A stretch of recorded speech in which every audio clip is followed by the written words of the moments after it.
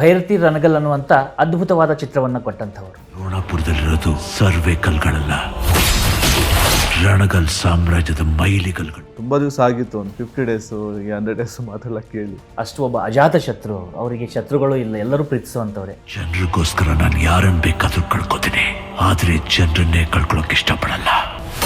ಶಿವಣ್ಣ ಅಂದರೆ ಹೆಂಗಂದರೆ, ಒಂದು ಶೂಟಿಂಗಲ್ಲಿ ಕ್ಯಾರವನಲ್ಲಿ